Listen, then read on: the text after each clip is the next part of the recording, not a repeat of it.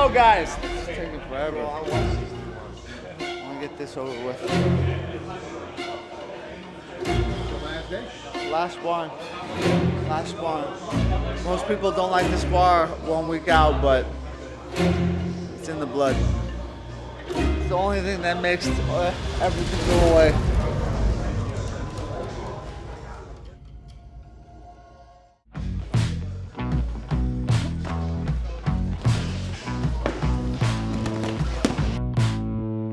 I step into the ring. I'm a king. I see you coming my way. I ain't worried about a thing. You're holding up your glove. What a rush.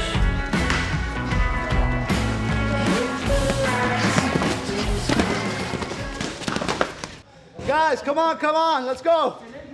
Please. Come on, Giga. All right, thanks everybody. Awesome sparring, awesome work. I appreciate all of you. Guys, Giga, last weekend, he represents us amazingly. He showed dedication, hard work, years of dedication, hard work, after years of dedication of hard work. After climbing to the top of kickboxing, he says, now I'm going to climb the top of MMA. Beautiful. And he showed it through hard work, dedication, and perseverance. When they kept saying no, he kept knocking on that door. He kept saying, I'm coming. And now look where he is. That's Giga, guys. That's what Giga does.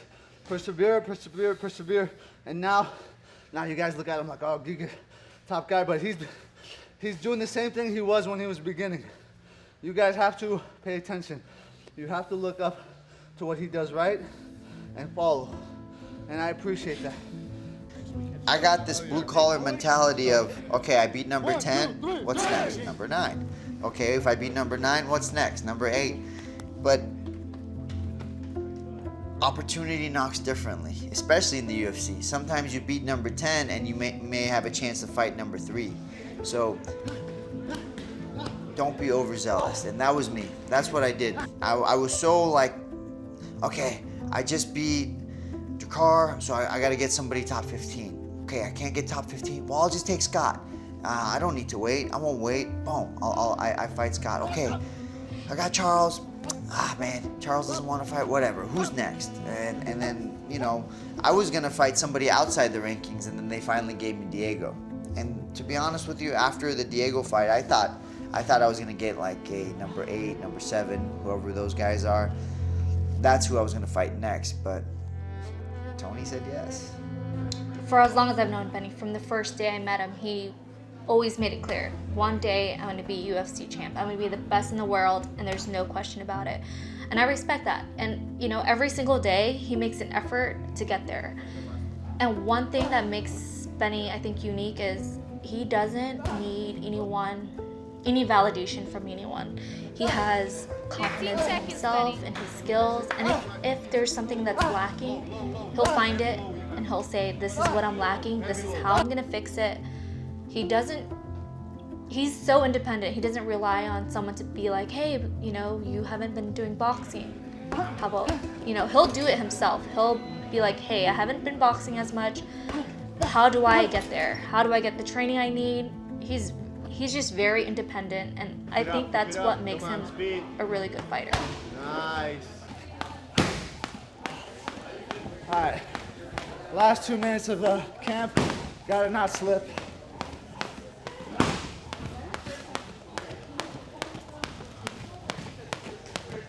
Honestly, when he has a fight coming up, it's like way better for us because we have a schedule, we have a regimen. Like, we wanted him to have a fight before the baby came, and so this is like the perfect timing for it.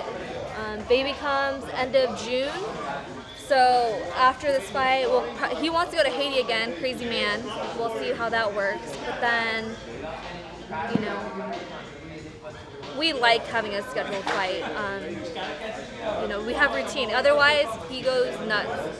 He can't say no, so we'll just be running around all day otherwise. So actually having a fight for him, like, actually keeps him on track with everything. That's officially camp. That's camp. I got some drilling tomorrow. Fly out to Texas and kind of just enjoy my time in Texas. I really like Texas, so enjoy the weight cut, the process, the isolation. I like isolation to some degree. I didn't start training like most people at age of 10 or even younger. I started when I was 18, and I wasn't even doing it as a professional thing.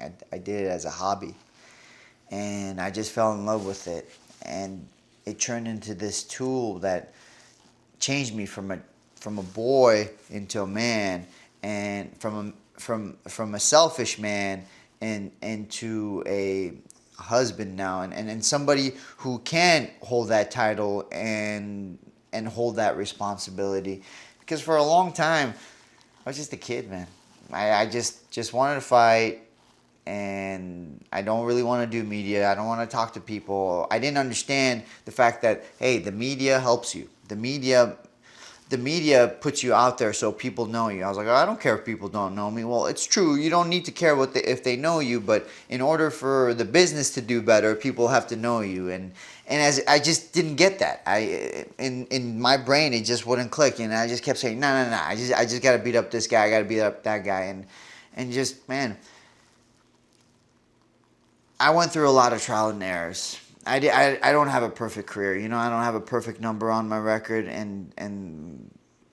but you know, they always say experience is the best teacher.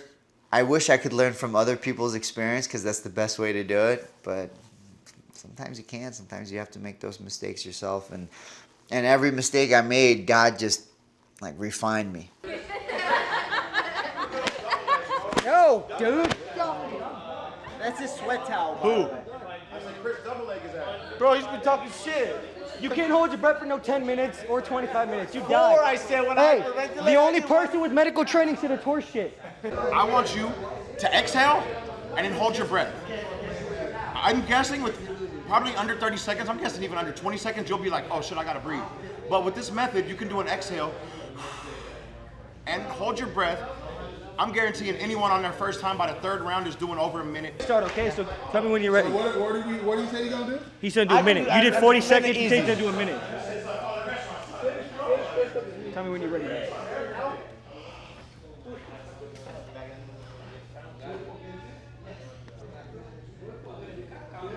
You started it late? Yeah, 2 seconds.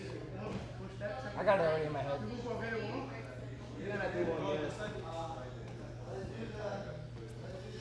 Don't cheat him out.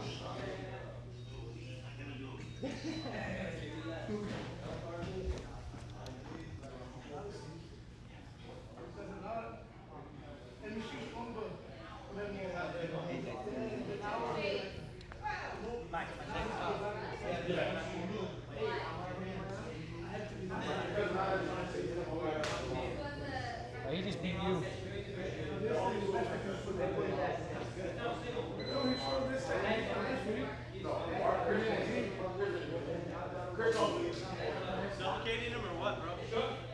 Trying to. Oh shit. Shit, dude. I think he's about to do that. Damn, he just did it for 1 minute. Yeah. Bro, he's killing it. But you know, he ain't doing it for no 10 minutes. We're talking about not being able to breathe. Why is his diaphragm going, no?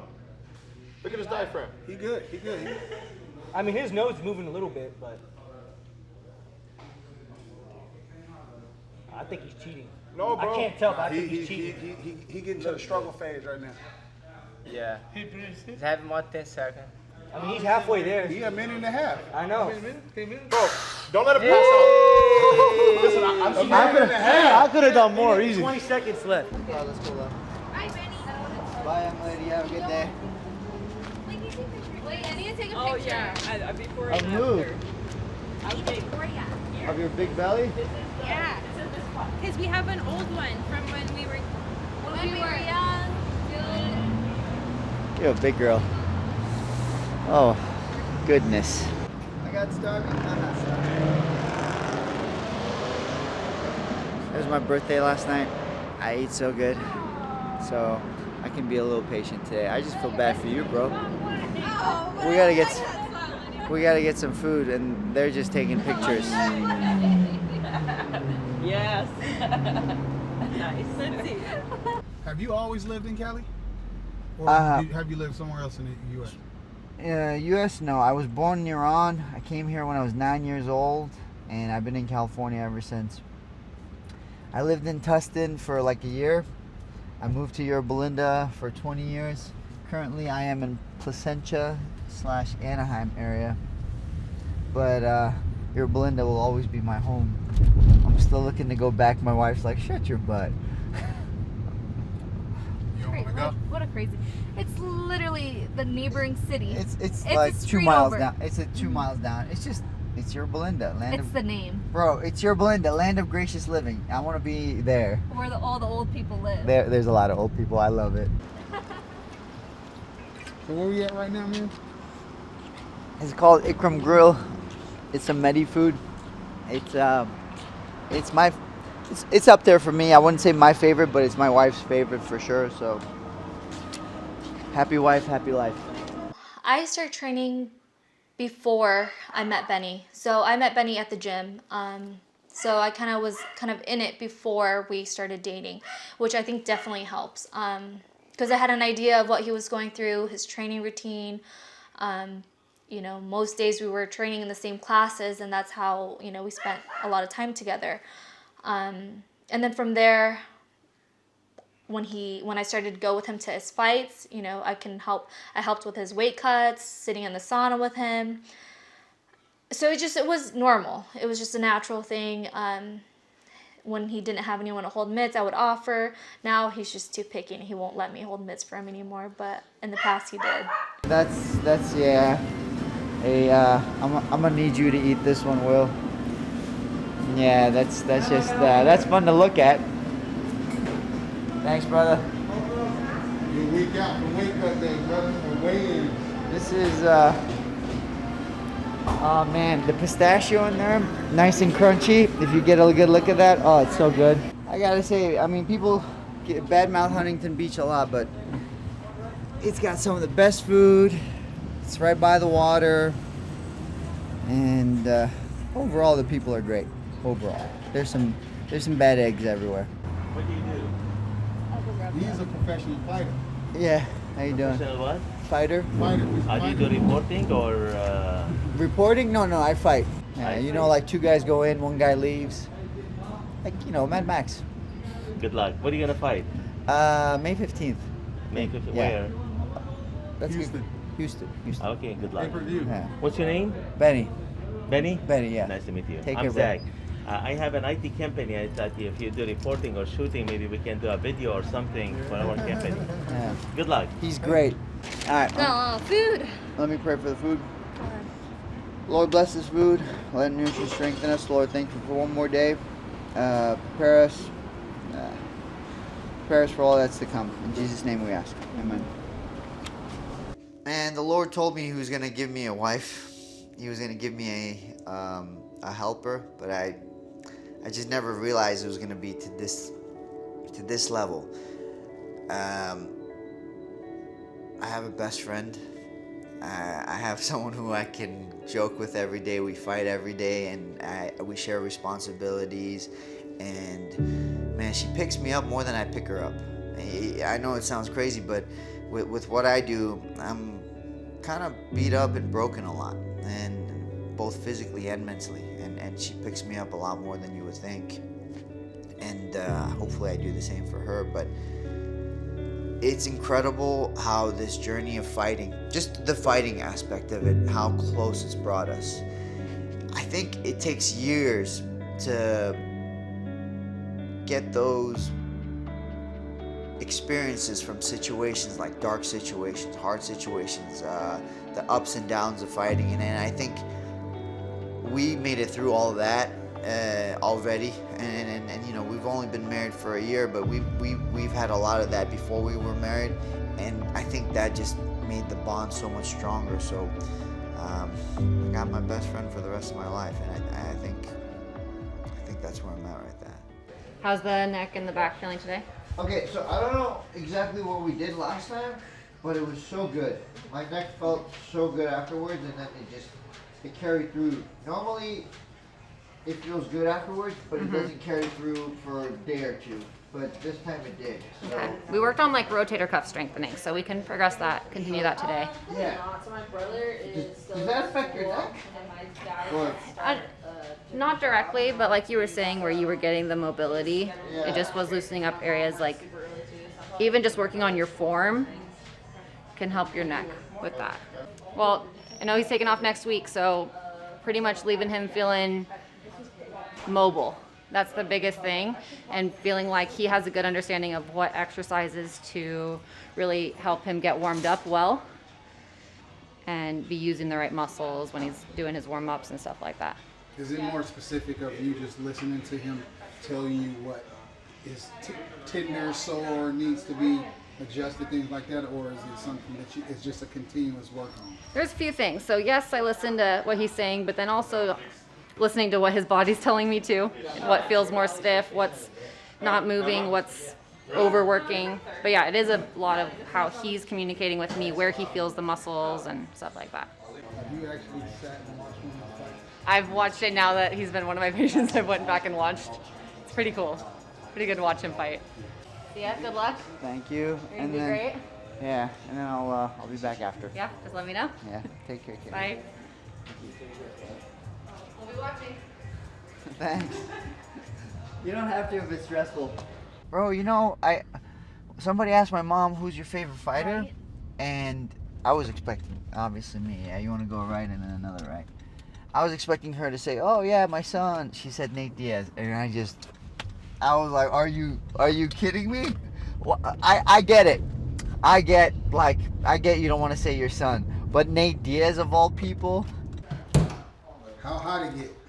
I'm not sure, Benny. How hot is this thing? Hot. Because you pour hot water on it. And then Yeah, he has like a bottle of water that he's gonna pour on later for you guys. It'll be fun. if we do it right, it'll feel like it's over 200. Ooh. This is a large dinner table. Well, okay. What kind of parties y'all be hosting over here? No, we How only big the added it table for is? yesterday. Oh. This is not usually how it is. Yeah, the table is normally half this size. Yeah, we only did it for Benny yesterday. Yeah, birthday boy. Brother, make yourself feel at home. We got some ribs if you want some ribs. Water. I got you water. I got you Kangen water, the best water in the business. For all my life, the easiest thing to do was break stuff. The earliest memory I have of my father is him telling me, like, you get in a fight, you win. I don't care if you have to pick up a rock or a stick, you win. Terrible advice, by the way. I would never tell that to my kids. But here's the crazy part about that. It was when my dad said that to me, I was like, that's genius. Why didn't I ever think of that? I should have picked up a rock and hit that kid. I think I was 3 years old and I got beat up by some kids. And like that's, anyways, all of that, the Lord had to kind of take away and be like, hey, you may be a savage, but I want you to be a servant. And that's how you become a man. You want to be a good man. You want to be a good man in your community, to your people, to your family. You be a servant. And that's where I am now. How long are you usually spending there? 20 to 30. If I'm in a rush, I just make it hotter. You pour water and it gets warmer, so if I'm in a rush, I just make it hotter. If not, I take my time. So, you know, the longer you stay, I think it's better for you. I don't know. I just know ever since I got this thing, I can train more, so it's great. Texting him last few days, he just seemed normal. It's like, man, you about to go fight Tony Ferguson. Something that Khabib didn't even get to do. Mm-hmm. You know? It's honestly very surreal. Like, I fight week's next week, and it honestly doesn't feel like it. It feels like we're just still doing our daily routine, getting, doing everything we do every single fight week. Honestly, I feel like it doesn't feel like he's fighting Tony, and probably until the weigh-ins and we see Tony there, seeing them face off. I don't know. It's a huge opportunity for him, I think. And Benny is the kind of guy that just fights anyone that's in front of him. And he's proud of it, but sometimes I tell him, like, Benny, these are great opportunities for you. Like, make the best of it, you know. But he's not that kind of guy to be like, yeah, I don't know how to explain him. He's very particular, I would say. He comes across to me as like somebody that, like a husband that put his worker hat on and go does his job. But obviously he's a fighter, but is that just like a good image of who he is? Yes, I think so. He doesn't complain. He just does whatever is in front of him, and he just wants to get the job done. And the job next is Tony Ferguson, and that's what he's focused on. And you know, he doesn't put. He likes to say it every fight is the biggest fight of my career. So, and I agree because, like you said, the fans remember your last fight. They don't remember what you've done, really. They just remember you from your last fight, win, lose. So, I mean, I appreciate his perspective on that because, you know, keeps him humble. And we're done.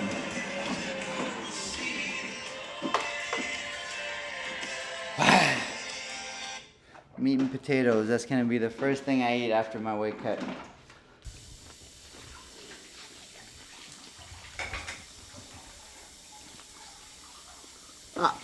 No, not my sun choke. What did you do? I dropped it. Oh, whatever. It sounded like you choked.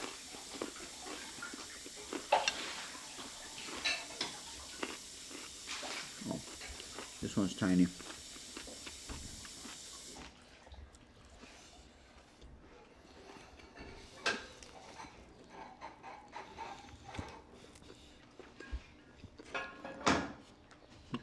My wife brought me a fork and a knife. I eat with my hands. This is why we don't eat outside. She's embarrassed of me. Oh, we gotta watch Johnson fight.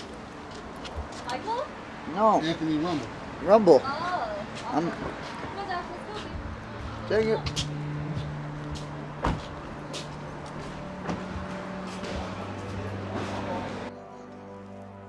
So, I don't know how long I'm going to fight for. Maybe it's 1 more year, maybe it's 10 more years. Whatever the Lord tells me, I'll be like, okay, that's it. If it's done, it's done. I got it. But the one thing I know for sure is I'm going to be a missionary after I'm done fighting, and that's going to be for the rest of my life. That's not going to be a 1 year thing, 10-year thing. This is like I have a 10-year contract or something like that, but I'm going to be a missionary for the rest of my life. And as far as Haiti goes, there's a vision for Haiti. There's a vision that's been given, and I want to change that culture, and it starts with the men. So it starts with the men, and I want to raise up godly men and women and go change that culture. I want it to go from the voodoo nation that it is now, where it says, give me this or I will curse you. I have to have it, whatever it takes, to how do I bless my neighbor? How do I give to my neighbor? So that's my goal as far as Haiti goes. But man, I can already feel the Lord calling me to other places. Obviously the Middle East is my home. There's a lot of people suffering there that I would like to go help. My daughter's gonna be half Asian, so Asia is another place that I want to go to. I don't know exactly how it's gonna happen, but I know it's gonna happen. I'm gonna travel this whole world, and I'm gonna proclaim the name of Jesus. Food.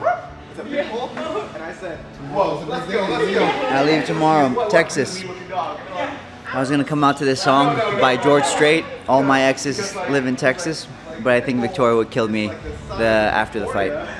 It's okay. Maybe I'll come back to another country song I like. Luckin' Back Texas. Get back to the basics of love. And that is the day in the life. Finally done. Finally done.